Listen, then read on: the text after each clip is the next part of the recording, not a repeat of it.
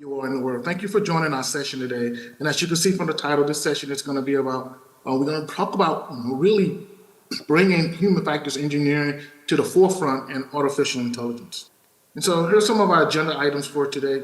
So for our agenda items, we're going to talk about some human factors engineering and AI, three things to remember about human factors engineering, the goals of human factors engineering, some of the historical evolution behind it, designing AI systems, critical roles of human factors, some of the challenges, awareness, and we're going to get into some of the key areas, and we're going to talk about strategies for advocating for human-centric AI, and then we're going to go ahead and conclude, and then we'll open up for questions and answers from the floor.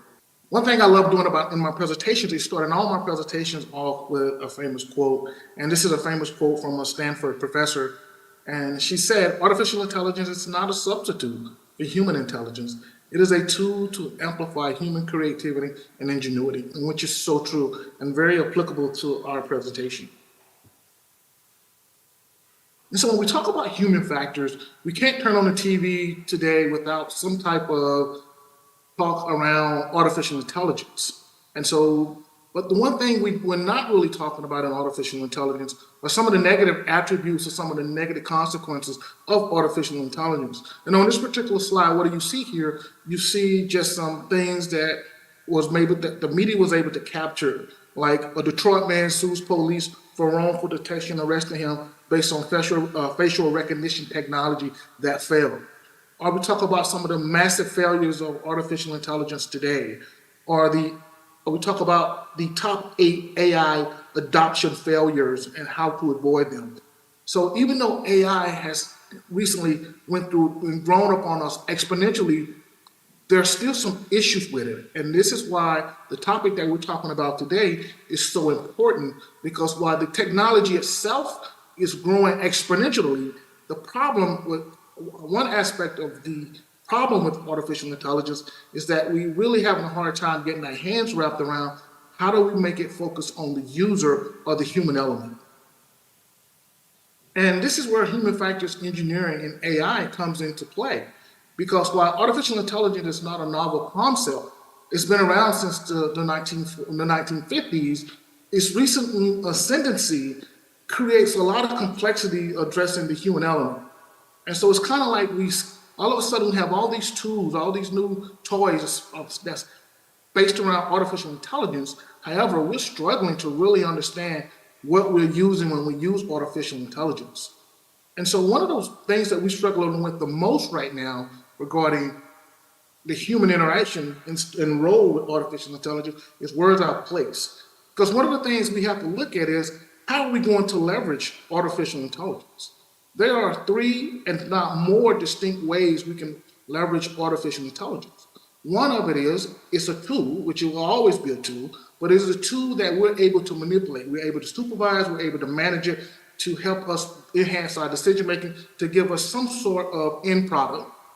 Or artificial intelligence can be our co-worker. Yes, we're at the point now where we really have to start thinking about having a digital co-worker. And the other one is, in terms of automation, where artificial intelligence is doing everything for us, but we're managing that process. So what it's really doing is displacing the human in the decision-making process, in that decision-making loop, but it still is a area where we have to really focus on how do we integrate AI into our space. And so, and again, there could be many more combinations out there. I just gave you 3. So there's something to think about, especially the one when we're talking about artificial intelligence being a digital coworker. So 3 things we need to remember about human factors engineering. 1, it is a discipline. 2, it's a profession. And 3, it is scientific. So throughout this presentation, I want you to always think about those 3 things, that human factors engineering is a discipline, it's a profession, and it's scientific. So some of you might be asking, exactly what is human factors engineering? And so the International Ergonomics Association said it's a scientific discipline with the understanding of interaction between the end users, people, elements, their systems, and the profession, how it applies to theory, to data, to principles, to optimize human well-being and human performance, which in turns help drive better behavior. And so this is what human factors really is. Some of you might say, well, I've never seen human factors. Well, think about the last time you boarded an airplane. You saw the principles of human factors at work. You saw how the stewardesses on the plane were doing their jobs. The pilots were in the cockpit getting the airplane ready for takeoff, and they were communicating with each other through audible sound. And so that's human factors principles. And so the question we have to ask ourselves today is, how do we bring artificial intelligence and human factors together? And so the other thing I want you to think about, by leveraging human factors engineering, we're going to enhance the design of our systems, our tools, our equipment, our processes, our procedures, and which is going to enable us to have more effective and better human performance. And the one thing that I want you all to also realize is that human factors engineering is applicable to just about any domain. So the question remains, it's kind of mysterious to me, and a question that I chase every day as a human factors engineer is, how did this discipline get left out of artificial intelligence? And so let's talk about some goals of human factors engineering, since I gave you the definition. So some of the goals of human factors engineering is to help enhance safety and effectiveness. So think about some of the AI tools that we have out there, AI capabilities that we have, and you think about, are they keeping us safe? Think about when people go to the airport and the facial recognition technology fails, and we have people that's been falsely arrested, or we have artificial intelligence used in healthcare and it's giving incorrect information to the doctor. So these are some things we got to think about. Is it keeping us safe? And also optimizing human system integration. This is so important. Is where do we fit into the artificial intelligence capability? I want us to think about, let's leverage artificial intelligence as a tool, and we working with it, than us trying to change the scenario and we end up working for it. And then we'll talk about that in some slides coming up at the end. What's some of the dangers of doing it? So human factors also give us the ability to reduce, mitigate, and limit human errors. Human errors will always exist. It's a part of who we are. We make mistakes as people, and so that's not going to change. It enhances system availability. Why does it enhance system availability? It's about the design aspect.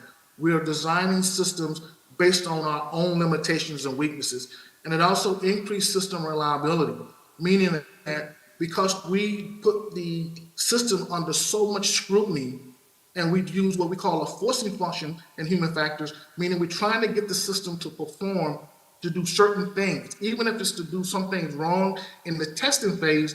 We wanted those systems to do things wrong so we can iron out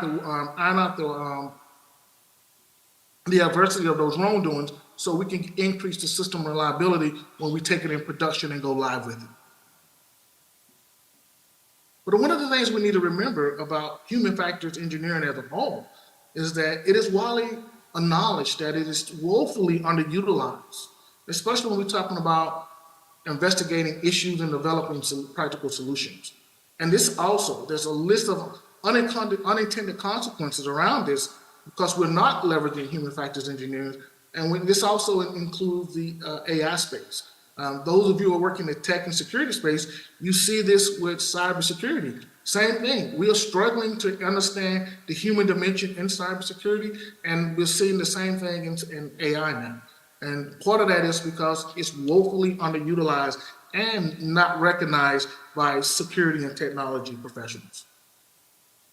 And so this is why it's so important for us to advocate for human factors engineering and artificial intelligence. Is because one area is the critical area of investigation. We have to have a better understanding between the user and the AI system. So how do we integrate it? How do we leverage it? How do we understand it? And so this is very important because at the end of the day, systems should be built around people. That's the human-centric aspect, rather than people built around systems. It doesn't work. And we must also address the human artificial intelligence interplay. That is ensuring optimum user experience and system performance. I was very fortunate to catch a podcast yesterday, and it was the CTO from Deloitte. And one of the things he was talking about is with artificial intelligence going forward is that we have to pay attention to the user experience. And one way of paying attention to the user experience is by integrating user experience professionals into the artificial intelligence lifecycle development so that they can help us understand how do we capture the user experience from a human-centric perspective. And so that's very important. The other thing he talked about was the user interface. And so from a human factors engineering aspect, we have user experience professionals being integrated. We have user UI, user interface professionals and work happening. But the field of human factors engineering is a vast field. We need a lot more of those professionals integrated into the artificial intelligence lifecycle so we can keep the human centric and build around human limitations and weaknesses.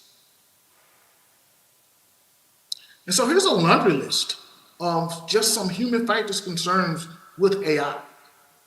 This could have went on for another 4 or 5 slides. So what I did, I just tried to pare it down to some of the more critical issues that we see with human factors concerns with AI. For instance, ethical considerations. Under ethical considerations, you could talk about some of the biases that we're seeing with the data and the algorithms in artificial intelligence. For instance, like we talked about earlier, the gentleman in Detroit who had the issue with the law because the facial recognition technology failed. User experience. Even though some companies and organizations are paying close attention to user experience, some are not. It's not that important.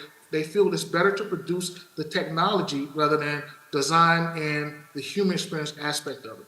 The human-machine collaboration. This is something that's been done for many, many decades, but we struggle with it in AI. A couple more here, just trust and transparency we'll talk about. We also need to start talking about the psychological impact of AI, our cognitive workload with AI. How is that going to impact us cognitively? Where typically when we talk about our work environment, we might be more manually involved in our work environment, or we might have some type of semi-automation that we're leveraging. But now we're talking about bringing in artificial intelligence where it's going to do all the work for us. And so some people might feel like I'm being displaced, and you are. You've been displaced out of that process, but you are still a part of the decision-making loop. And we have to find a way to bring that to the forefront where we keep people involved in that decision-making loop, even though artificial intelligence is doing all the work.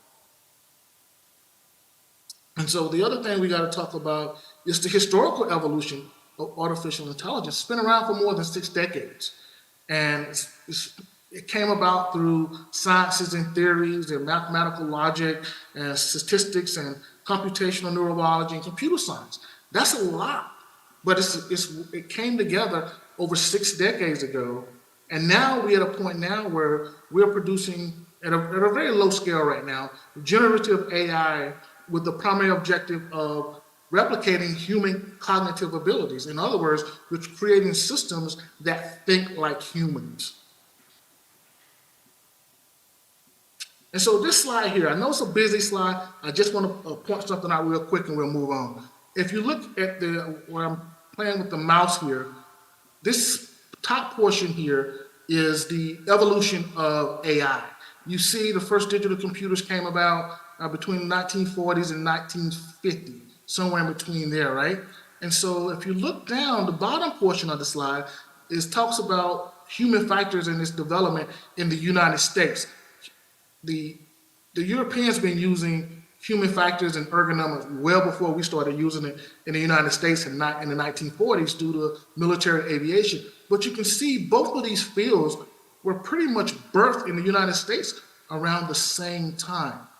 What's concerning, though, is that they went on their path of materialization and maturation. The problem is that they haven't really crossed. We're now just talking about crossing the crossroads between artificial intelligence and human factors engineering. And that's all I wanted to point out from that slide, is that you can see the growth of both of these fields starting around the same time. And so the other thing we need to think about is, how do we design AI systems with human factors engineering in mind? And one of the ways we can do this is we got to think about it from a cognitive awareness perspective, meaning that how much cognitive or mental demand is going to be placed on the human. And it's just not just the human. Even though artificial intelligence appears to be doing all the work, like I said earlier, we got to now start thinking about how are we going to be integrated and how are we going to be working with the artificial intelligence. Or it's going to be a digital coworker, or it's going to be giving us some portions of our work, or is it going to be doing all of our work? And then we still going to be responsible for the outcomes and the output of that work, even though most of it's provided by artificial intelligence. Cognitively, we have to think about what's that mean long term, and what's going to be the wear and tear on the people, the employees involved with that particular system. And then we got to look at, how do we design it with enhancing decision making? And the decision-making piece is key, because if people can't understand where they are in the process or how to leverage the artificial intelligence as a tool to complement their work or to complement their production or outcome, then it's going to be problematic for them, and they're probably not going to trust it. And the crucial integration here is really, again, we can't get over the human AI teaming aspect. How do we team it together? And there's a lot of literature that's right now that talk about the human AI teaming piece, but there's not a literature that talk about integrating human factors engineering into that calculus to help us ease out the friction from the teaming of artificial intelligence and people in the workplace. And so here's some challenges with it. And so, again, we got to talk about natural language understanding. Everybody at this point have been hearing about natural language programming, right? That's where we take text and it's giving us an outcome. But I can tell you from just playing around with some of the AI tools out there that the natural language process doesn't always get it right, and it's very difficult to get it right. And it's one of the changes that we have coming down the pipe. Again, the CTO from Deloitte said yesterday that one of the changes that he's estimating we're going to see within the next 5 to 10 years is that we're using programming languages to interact with artificial intelligence, where he believes that we're going to be using our regular native languages to communicate with artificial intelligence, and it produced the computing language that we need to produce the algorithm for the artificial intelligence.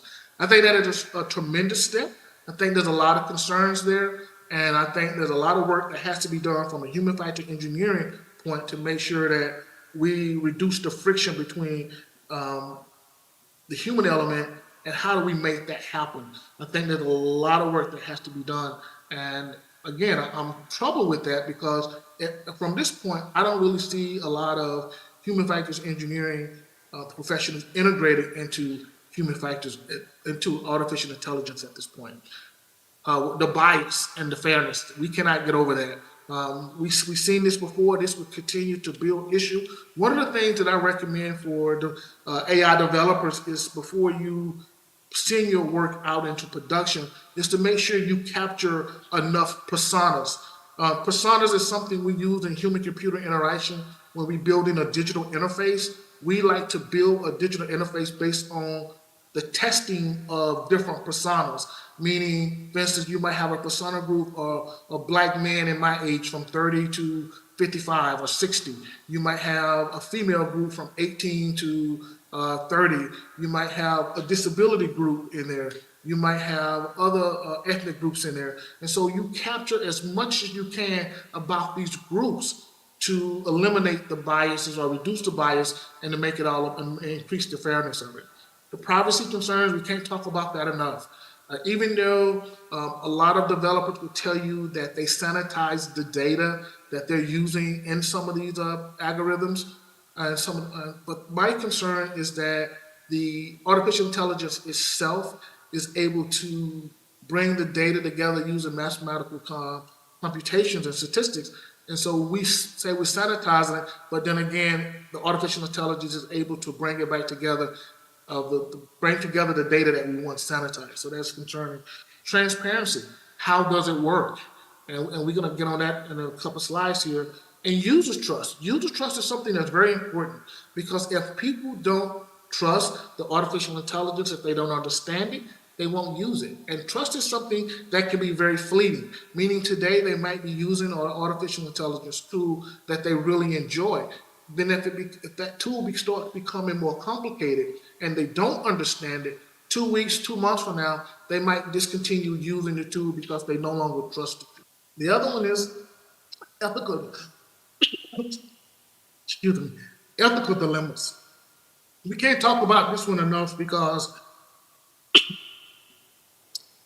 we have, excuse me, there's all sorts of there's all sort of ethical dilemmas that's going on. For instance, some people are concerned about sharing, like we talked about privacy recently, talk about sharing PII. Some people are concerned about just giving too much information. Some people are concerned about if they include their information in an algorithm such as like ChatGPT, that it becomes part of the ChatGPT algorithm. And then there's also concerns if you generate something from ChatGPT, or you generate something from an AI tool, is it how you go about the copyright? How do you go about protecting it? And so there's all kind of ethical dilemmas and concerns around those capabilities.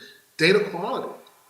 Again, we always have a saying, garbage in equals garbage out, but how do we sanitize the data, and how do we make sure that we get good data so that the algorithm is giving us the most optimal output?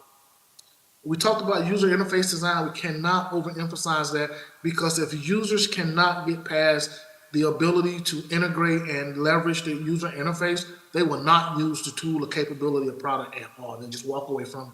And so that definitely is very negative and harmful to the human AI interaction.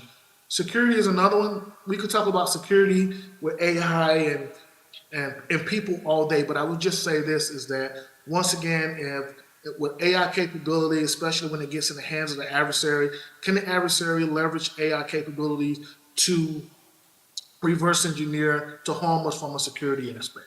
So those are things that we have to start thinking about. And those are things that people and organizations are already thinking about, especially those organizations who are under, just cyber attacks every day. And we do have that happening. And the adaptation of user preferences. How do we get feedback from the users to those AI developers so they can make changes to enhance the capability of the AI tool or the application of the system that the user is going to be using? That feedback loop is key, that mechanism to inform the system. And here's the thing with AI, just like anything else we use, there's a life cycle. And that life cycle has to be open to feedback from the users. And if that feedback doesn't get back to the developers, then the user will feel like they don't no longer trust the system, and they won't use the system.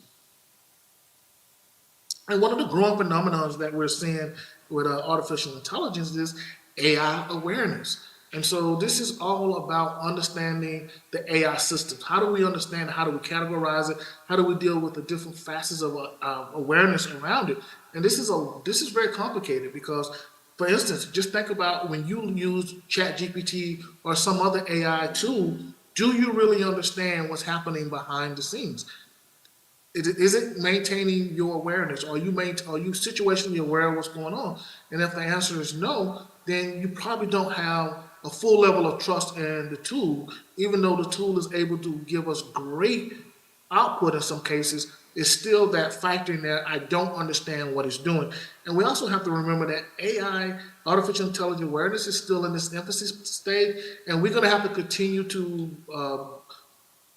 develop this in literature so that it can take root. And it's really going to help us focus on 3 things.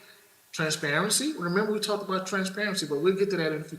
Communication. How do we have better communication between the developers and the end users, not just the end users, but also communication between the AI tool and the persons that are using it or the organization that's using it, and calibrated trust. Remember, I just told you, these tools are going to morph over time. They're going to become a lot more sophisticated over time.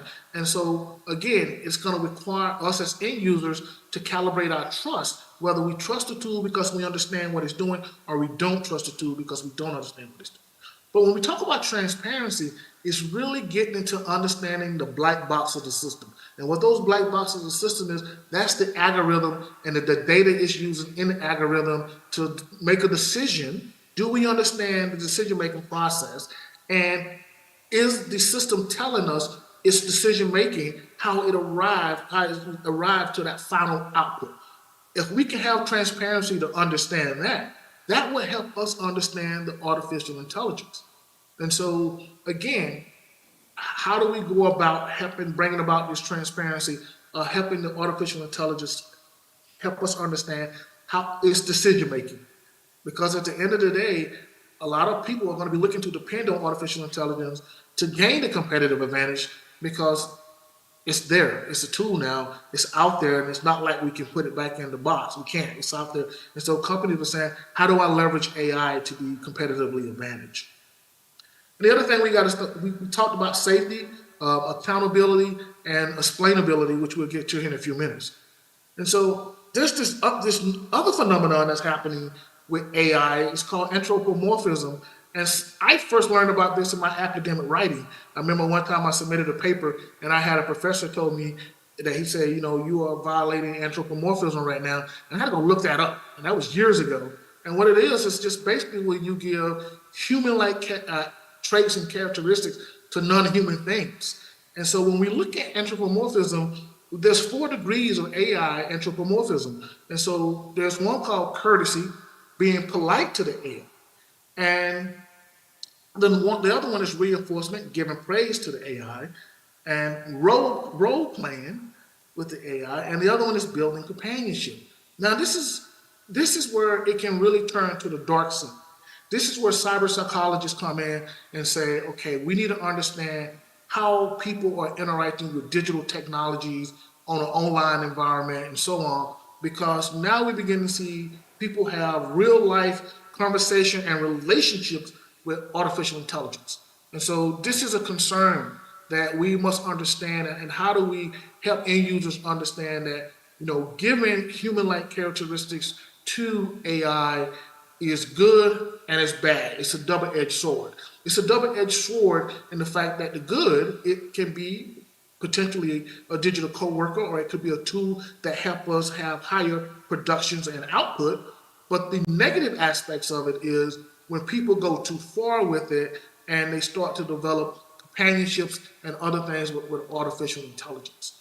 And so how do we get that under control? And this is where I think human factors engineering can come in and help build some boundaries and help put out some communications and understanding that at the end of the day, artificial intelligence is still a tool. And then you heard me talk about this several times, and now we're going to get into it. Explainability and AI systems. We really have to understand the system. And for me as an end user to understand how and what I'm using, I need to understand it beyond the technical aspects of it. Like, again, I pretty much understand that ChatGPT is using data, it's running an algorithm, and then through that algorithm, I ask it a question, I do some prompt engineering, and it gives me a response. I still need more transparency on it because I want to see the decision-making process behind it, or how it derived at its outcome. And so the explainability in AI system is key, because if the system cannot explain how it reached its decision or its output, then again, the trust is going to be less. People are not going to be trusting of these systems because they don't really understand it.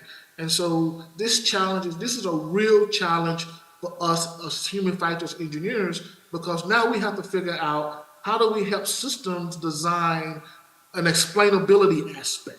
And that explainability aspect has to be across all the different personas, all the different user groups out there, and including my 70-plus-year-old parents, right?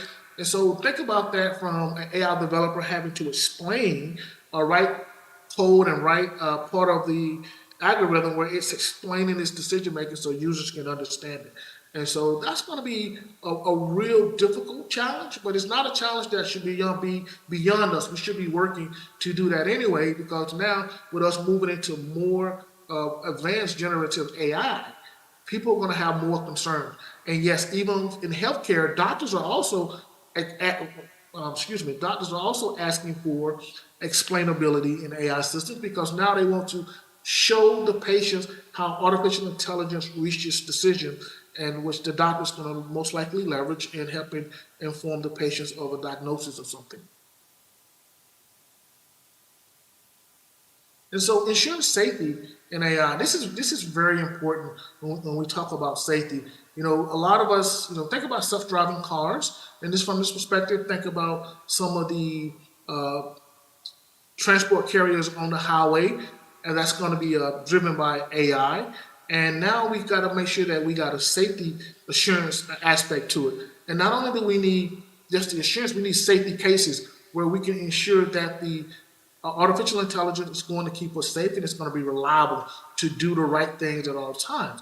I was reading something recently about self-driving cars, and most of us already know there's an issue with self-driving cars, especially making left turns. And so I find that very fascinating that researchers and scientists are still trying to determine what causes vehicles to have problems when they make left turns. Now, and I also was able to talk to a coworker of mine who was able to travel out to San Francisco a couple months ago and participate in the self-driving car experiment. And the cars were kind of like, imagine Uber-like, but it wasn't Uber, where you get in the car and there's no driver. And he was able to participate in that experimentation, and he was very comfortable with it. The feedback he got was the car performed amazingly well, and the car did a lot better than what I thought it was going to do because there was no emotion involved in it. So the car was just able to do exactly what it was programmed to provide a service to the rider. And so that's like why safety is so important in this aspect. The other thing we have to admit is that we're going to make errors. The artificial intelligence is going to make errors. Can you imagine a self-driving car in rush hour traffic in Los Angeles or LA? Not LA, Dallas or Atlanta or Chicago or one of the other major metropolitan cities around the world?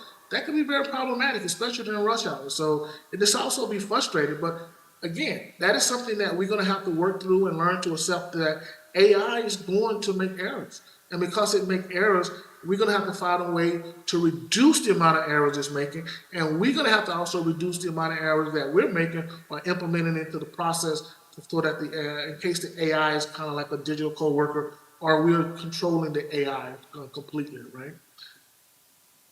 And then how do we integrate safety into human factors engineering? This is a natural fit. One of the goals of human factors engineering is to enhance safety, to focus on safety.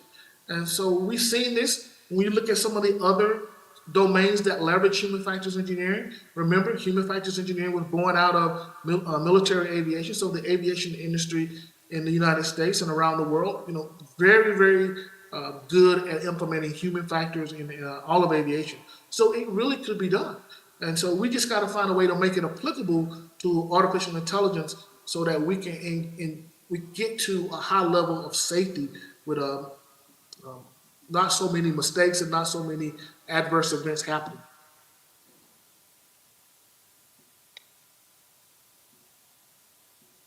Then there's a moral accountability and complex ecosystems. So imagine you working for a large bank or you working for a very large organization, and just imagining your cybersecurity ecosystem. Your cybersecurity ecosystem is massive. And so now we're talking about integrating artificial intelligence into that system. And so how do we integrate artificial intelligence into an already large ecosystem, and we're able to achieve more accountability? And that is something that we're going to have to take into account as human factors engineers, because one of the things we like to look at systems as a social technical system, especially like cybersecurity or finance systems or healthcare systems or rail systems or aviation systems. There are not just one system. There are many systems that are dependent on each other. And so when you impact one system, you could be impacting all the system. And so how do we achieve moral accountability when we're talking about integrating artificial intelligence into a very complex ecosystem? And so in some cases, we're going to be redefining moral responsibility. Again, because we don't know to what degree we're going to be dependent upon artificial intelligence, but we just know that artificial intelligence is going to be a part of the work environment. So how do we redefine it, in terms of creating legislations and creating regulations and laws to help us redefine moral responsibility? And then a dynamic assurance model. Like, how do we ensure that all these things coming together is going to give us the reliability and going to give us the high level of performance that we need? However that models work is yet to be known because we just don't know. Again, if I had to say where were we on the scale of artificial intelligence, especially generative AI, till we're at some of the advanced stages, I would say we probably just now hitting two. So we got a long way to go. But this is the time we need to start thinking about how work environments are going to change due to artificial intelligence.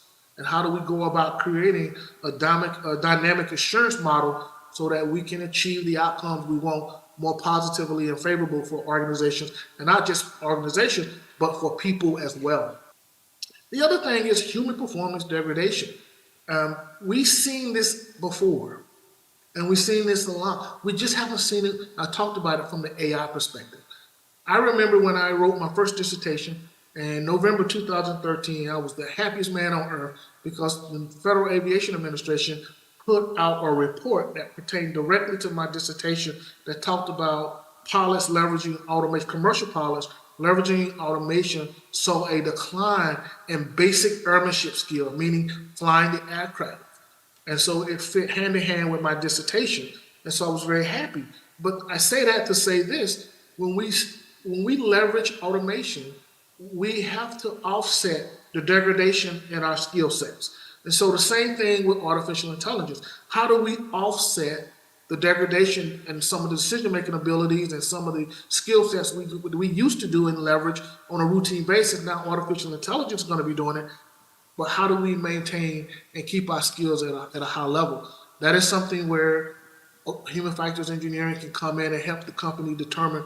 It might mean we have to create more simulator-like environments so that software developers can practice their skill more often, or depending on doctors who's going to be leveraging can practice their diagnosis without leveraging AI or whatever, however we're going to use artificial intelligence. So it depends. So we have to avoid the human performance degradation through leveraging artificial intelligence.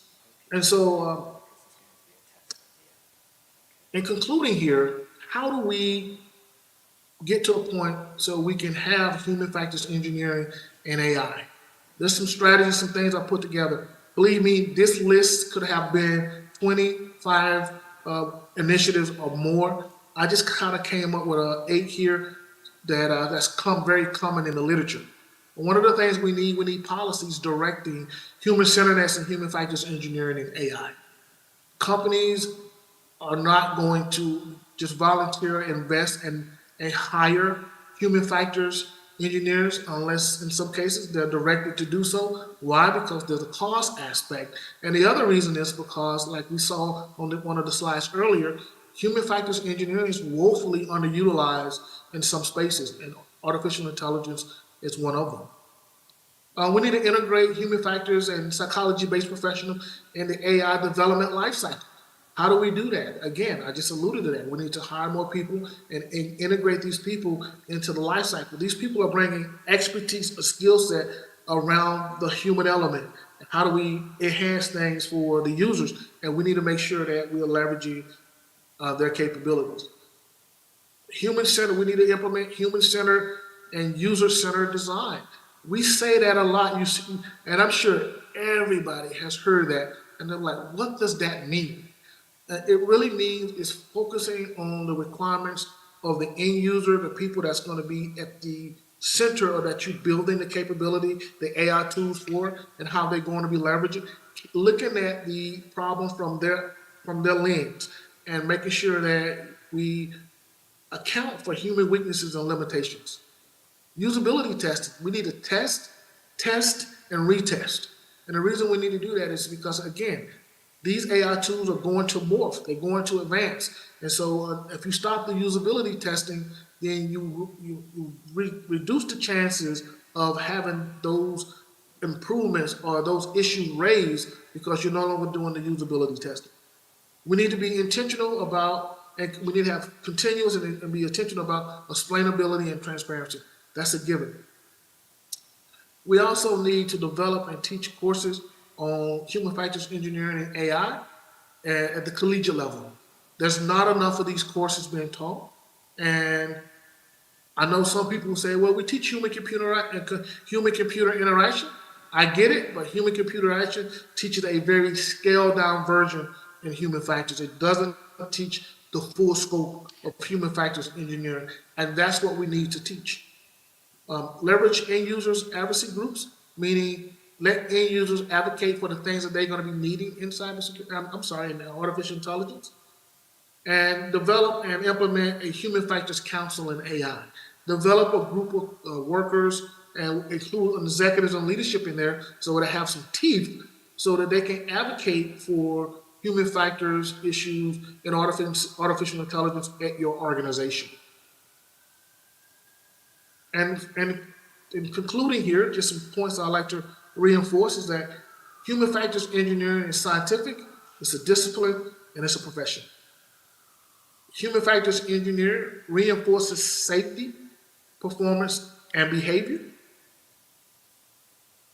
AI is a tool that complements us. You got to focus on trust and explainability, and we have to ensure moral accountability. When things go wrong, we got people step up, take ownership, and mitigate the wrong so that we can get back to having a system operating at a high level, very ethically and operationally. And with that, I'd like to open it up for questions. Perfect. Thank you very, very much for that presentation. It doesn't look like we have any questions in the room, and there are none on the live stream either. Well, I have a few minutes in case you want to wait. I'll wait online a few minutes in case somebody want to ask a question. Perfect. Thank you. It looks like we are all good here. No one has any questions. Otherwise, feel free to close the session early if you would like. Yes, we can go ahead and close if there's no question. And thank you for this opportunity. No, perfect. Thank you very much. It was a very interesting presentation, and I hope you have a good rest of your day. You too. Thank you. Thank you.